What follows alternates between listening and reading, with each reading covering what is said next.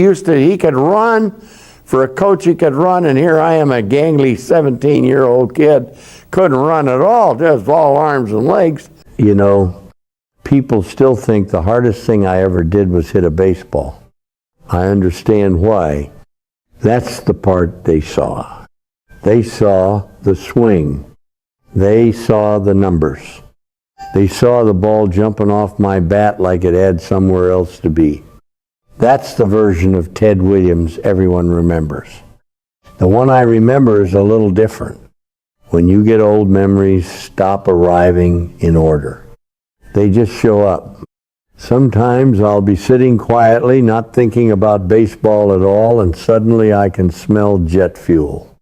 I can hear an engine winding up. I can feel that old flight helmet sitting on my head. For a few seconds, Fenway disappears. The crowd disappears. Everything disappears. And I'm back in a cockpit wondering if I'm ever going to see another summer. Funny how life works. People remember the games. I remember the ones I never got to play. I don't say that because I'm looking for sympathy. Lord knows I've had a good life. Better than the little kid from San Diego ever dreamed possible. I got to wear a Red Sox uniform. I got to hear people cheer my name. I got to do the one thing I loved more than anything else. Not everyone gets that chance. I know it. But every once in a while, usually late at night, I find myself doing something I probably shouldn't. I start counting. Not home runs, not batting titles, not records. I count seasons. The ones that disappeared, the ones nobody could ever give back. People have asked me more times than I can remember whether I regret leaving baseball for the Marines. That's never been an easy question. If I tell you no, I'd be lying. If I tell you yes, I'd be lying too. Because life isn't always kind enough to give you an answer that feels right. Sometimes it just asks you to choose. Then it spends the rest of your life reminding you what the other choice looked like. I was still a young man when the first war took me away. I thought baseball would still be waiting. Then another war came. By the time I came home for good, something had changed. Maybe it was my body. Maybe it was the calendar. Maybe it was me. Time has a way of stealing things so quietly you don't even notice they're gone until years later. People like talking about what I accomplished. I don't mind that. I'm proud of it. But those accomplishments were never the thoughts that kept me awake. The thoughts that stayed with me were always the same. What if I'd had those summers? What if I hadn't walked away twice? What if baseball had been allowed to be just baseball? I know. Those questions don't change anything. They never will. But when you've lived as long as I have, you stop pretending there aren't questions that still hurt. So, if you don't mind, I'd like to tell you about the parts of my life that never made the back of a baseball card. Because that's where the real story begins. I wasn't born with a bat in my hands. Sometimes people talk about me like baseball was simply my destiny. It wasn't. It was my escape. I grew up in San Diego, but home never felt the way people imagine home should feel. My father was around when he could be, but work and the military kept pulling him away. My mother had a heart big enough to help strangers all over the city. She spent countless hours volunteering with the Red Cross. I admired that about her. I still do. But when you're a little boy, you don't always understand why everyone else seems to get a piece of your parents before you do. There were a lot of afternoons when it was just me. Just me. And a baseball. I learned pretty early that a baseball never ignored you. A bat never forgot you were there. If I wanted company, I could throw a ball against the wall for hours. It always came back. Maybe that's where the obsession started. Back then, I didn't think of it as practice. I just didn't want to go inside. The neighborhood kids would eventually head home for dinner. I'd stay a little longer. Then a little longer after that. Pretty soon the sun would be disappearing and I'd still be taking swings. Nobody was watching. There wasn't a coach standing behind me. Nobody was telling me I had talent. Nobody was saying I might play in the major leagues one day. It was just a skinny kid convincing himself that one more swing might somehow make tomorrow better than today. I started paying attention to everything. How the barrel met the ball, how my hands felt, how my feet moved. If one swing felt better than the last one, I'd try to remember exactly why. Then I'd do it again and again and again. Looking back now, I probably wasn't chasing perfection. I was chasing control. There wasn't much I could control as a kid. Not my family, not the arguments, not the empty feeling that sometimes settled over the house. But I could control whether I took one more swing. I could control whether tomorrow's swing was a little better than today's. That became enough. People eventually started calling me gifted.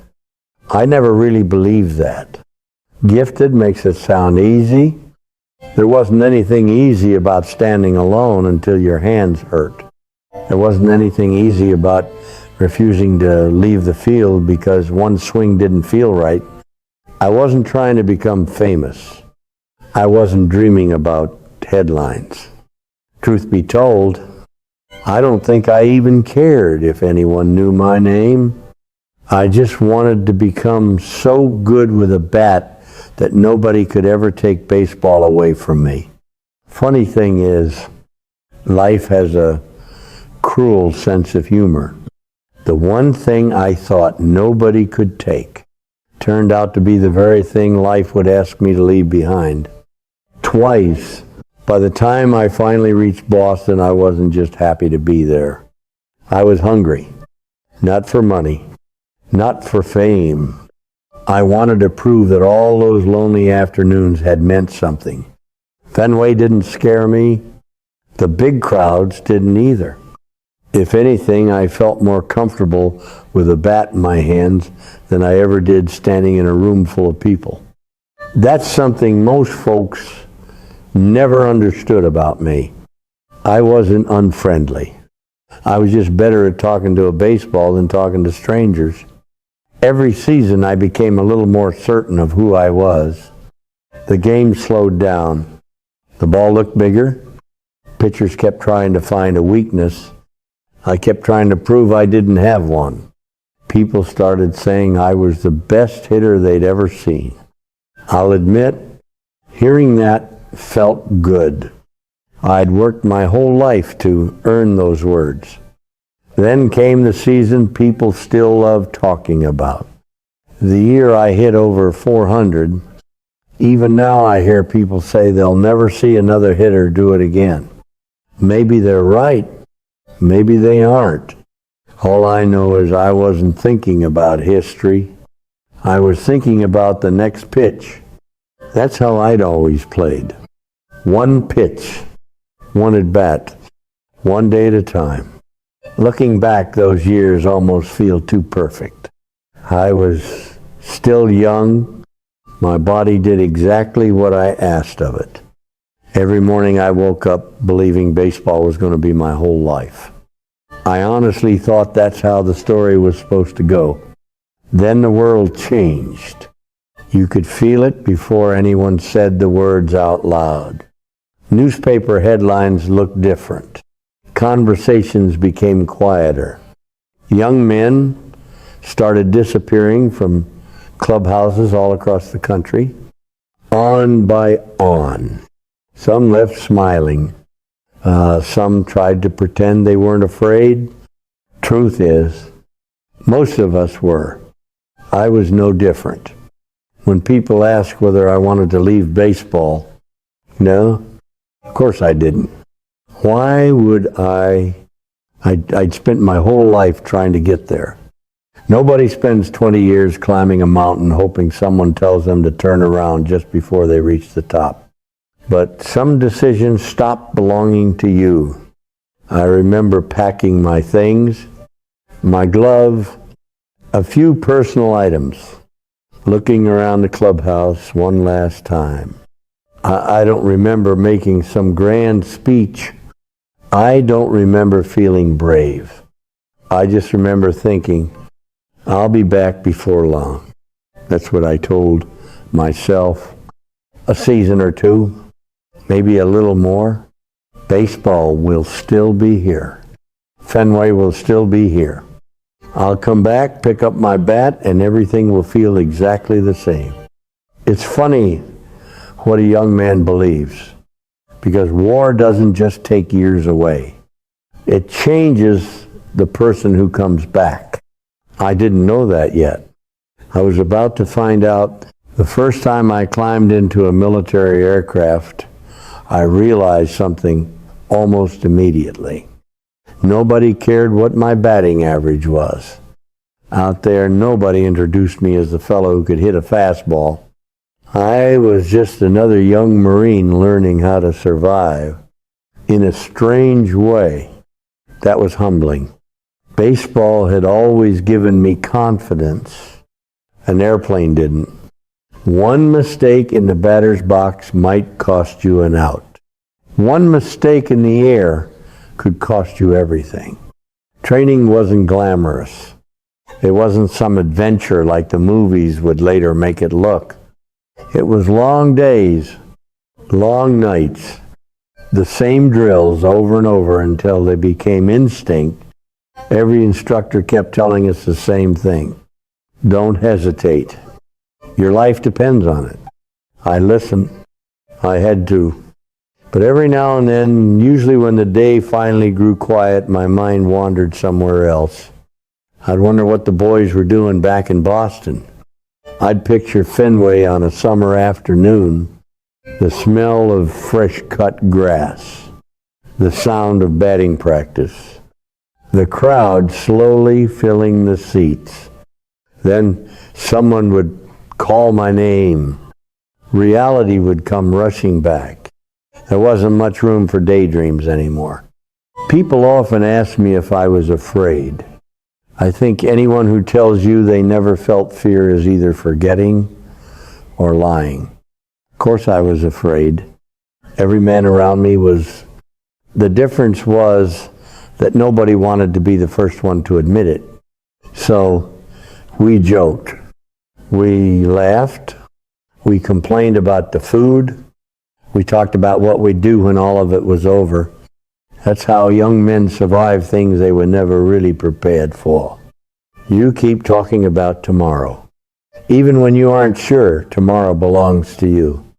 The strange thing about war is how quickly it changes what matters. Back in baseball, I'd spend hours thinking about my swing, whether my front shoulder opened too early, whether my timing was a fraction late. Out there, I felt lucky just to watch the sun come up. Funny how your priorities change. The headlines back home kept moving. Baseball seasons came and went. Records were broken. New stars appeared. Life kept going without me. I tried not to think about that. I really did. But sometimes I'd catch myself counting, not games played, games missed. One season. Then another. Before long, it wasn't just a temporary interruption anymore. It was part of my career, part of my life.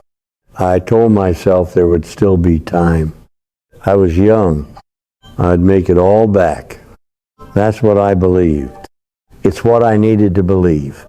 Because if I had stopped to think about how much baseball was slipping through my fingers, I don't know if I could have carried that thought and still done the job I was there to do. So I locked it away. At least I thought I did. The truth is, some losses don't make a sound when they happen.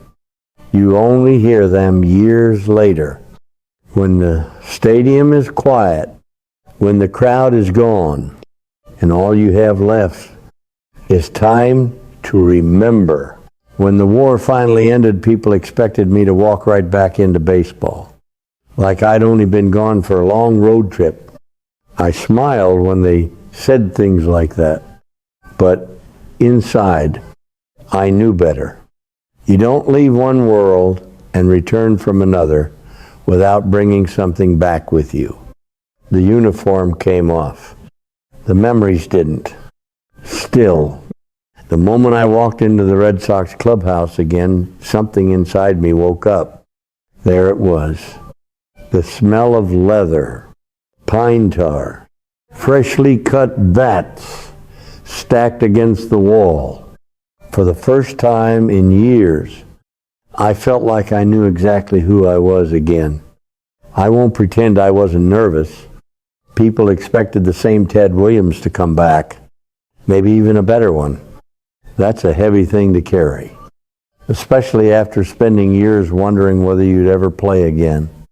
The funny part is, once I stepped into the batter's box, everything became quiet. Not around me, inside me. The pitcher wound up, the ball left his hand, and suddenly it felt like no time had passed at all. It was still the same game, still the same challenge. Still me against 90 feet and one baseball. I hit better than almost anyone expected. Some people even said I looked like I'd never left. Those words always made me smile, because they had no idea what they couldn't see. They saw the swing. I felt the missing years. Every standing ovation reminded me there should have been more seasons like this. Every home run reminded me of the summers that belonged to someone else. People started doing the math again. Sports writers loved doing that.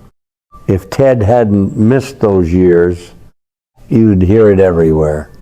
If Ted had played those seasons, maybe more home runs, maybe more hits, maybe every record in the book. I understood why they talked about it.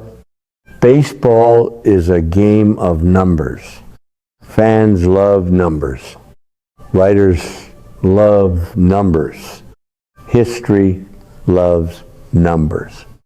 But those conversations always left me feeling strangely empty, because they were counting statistics. I was counting memories. No newspaper could tell me what it would have felt like to play those summers. No record book could replace a season I never got to live. That's the difference. People thought I was grieving numbers. I was grieving time. And time is something no championship, no trophy, no Hall of Fame speech can ever give back. For a while, I convinced myself the hardest part was finally behind me. The war was over. I was home. I was wearing a Red Sox uniform again. Life had given me another chance.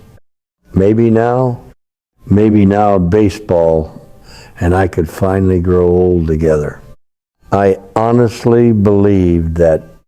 I really did. Then the phone rang again, and once more, the world reminded me that sometimes it doesn't care what plans you've made. I remember staring at the uniform for a long time, longer than I ever admitted to anyone. It was folded neatly, waiting for me, just like it had been the first time. Only this time, I wasn't the same young man who had walked away without really understanding what he was leaving behind. I knew exactly what another goodbye would cost. That's what made it harder. People have asked me if I was angry when I was called back for Korea. Angry isn't the right word. Tired, maybe. Heartbroken. Maybe that comes a little closer, because I'd finally found my rhythm again. Baseball felt like home, Then home slipped away. Again, there wasn't much room to argue. Duty has a way of ending conversations before they even begin. So I packed my things again, said goodbye again, tried to smile again. It's strange how familiar something can become even when you never wanted to experience it twice. Korea was different. This wasn't training. This wasn't waiting for orders while hoping the fighting stayed somewhere else. This was real. Every mission carried the possibility that you wouldn't make it back. I flew with men who would become legends in their own right. One of them was John Glenn. Back then he wasn't the American hero people would later celebrate. He was just another pilot trying to bring everyone home. That's how we saw each other. Not as famous names, just men doing the job in front of us. One mission has never really left me. My aircraft took enemy fire. I still remember the sound, metal tearing apart, warning lights flashing, the smell of smoke creeping into the cockpit. People ask what goes through your mind in a moment like that. It isn't dramatic. You don't suddenly see your whole life. You think about simple things. Can I keep this airplane in the air? Can I make it back? Am I about to die? Those thoughts come faster than words ever could. Somehow, I got the airplane down alive. I was lucky. Luck doesn't get talked about enough. People like to tell stories about courage.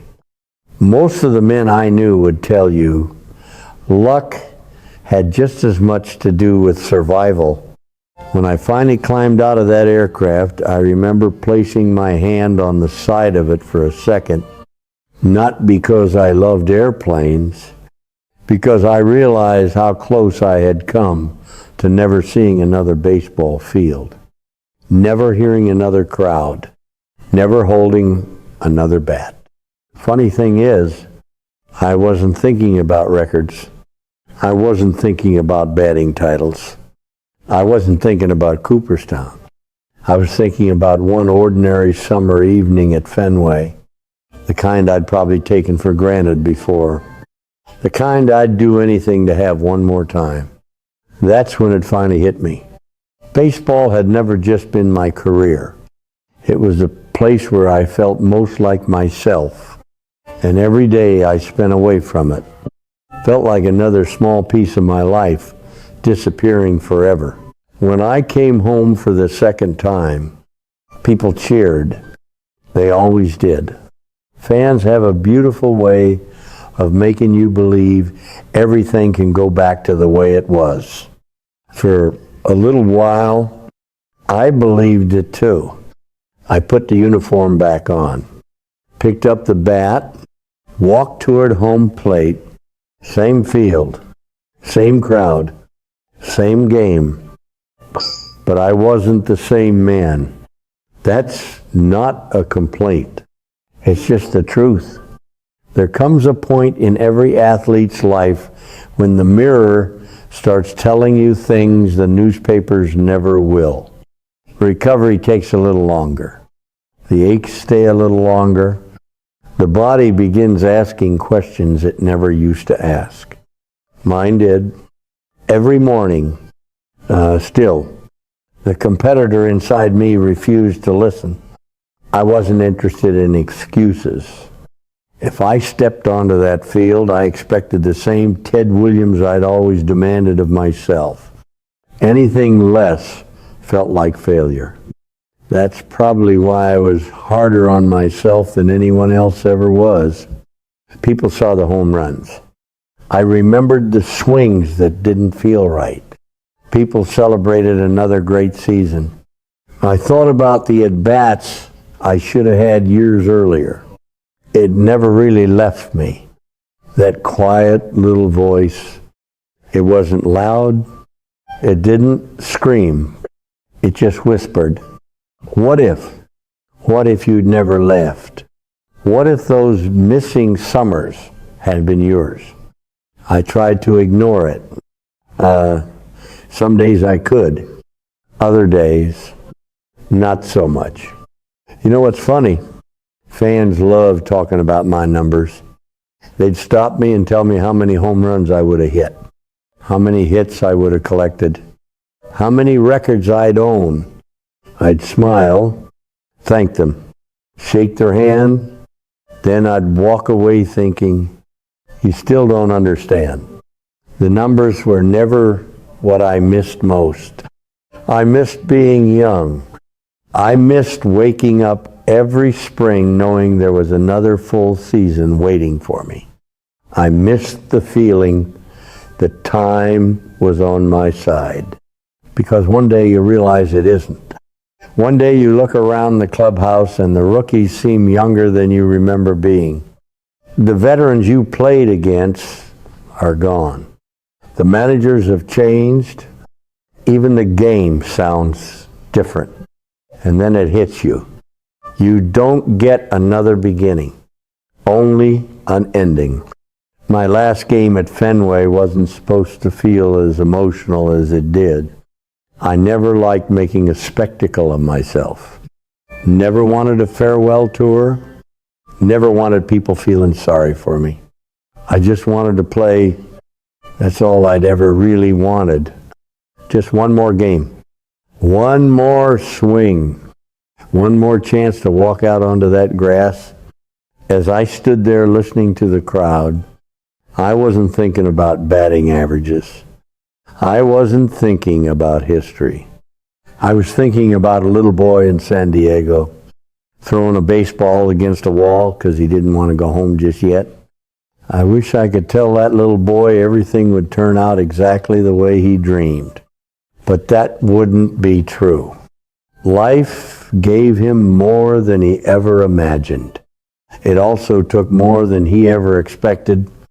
And somehow, both of those things can be true at the same time. You know, the older I got, the less interested I became in proving anything. There was a time when every at-bat felt like a challenge. A chance to show the world I was still the best hitter alive. That feeling fades, not because the fire disappears, because you finally understand there are some opponents you were never meant to beat. Time is one of them. People still ask me where I rank among the greatest. I honestly don't know. And these days, I don't spend much time thinking about it. Baseball has a funny way of making people compare lives that were never meant to be compared. Different eras, different pitchers, different ballparks, different stories. I had my story, someone else had theirs. That's enough for me. If there's one thing I wish people understood, it's that a career isn't measured only by what happened. Sometimes it's measured by what never had the chance to happen. Those missing years followed me long after I stopped playing. Not because I was bitter. I wasn't. I'd make the same decision to serve my country again. I truly believe that. But believing it was the right thing didn't erase the sadness. Those two feelings lived together for the rest of my life. And I finally stopped trying to separate them. I've learned that life doesn't owe us perfect endings. Sometimes it doesn't even give us complete stories. It gives us chapters that end too soon. Dreams that pause without asking permission. People we never get enough time with. Summers that disappear before we're ready to let them go. Maybe that's why baseball always meant so much to me. Every season reminded me how precious time really is. Opening day always felt like a promise. The final game always felt like a reminder nothing stays forever. Not youth, not greatness, not even the game you love more than anything else. If you're young while you're listening to me, Don't waste too much time counting what comes next. One day you'll realize today's ordinary afternoon becomes tomorrow's favorite memory. I wish someone had told me that when I was 20. Maybe I still wouldn't have listened. Most young men don't. They think there'll always be another summer. I did too. I was wrong. When people visit Cooperstown, they'll see my plaque. They'll read about the batting titles, the home runs, the Hall of Fame. Maybe they'll leave believing they know my story. That's all right. But if you ask me what I hope people remember, it isn't the swing. It isn't the records. It isn't even that season when I hit over 400. I hope they remember that sometimes the strongest people carry regrets they'll never speak about. That doing the right thing can still break your heart. And that even a man who seemed larger than life could spend quiet evenings wondering about the road he never got to walk. If there's any peace I've found, it's this. I was lucky enough to play the game I loved. Lucky enough to come home. Lucky enough to grow old. A lot of good men never had that chance. So when my time comes, don't remember me because of the records that might have been. Remember me because every time life asked me to leave the game I loved, I found the courage to come back. And if that isn't enough, well, I think it always was.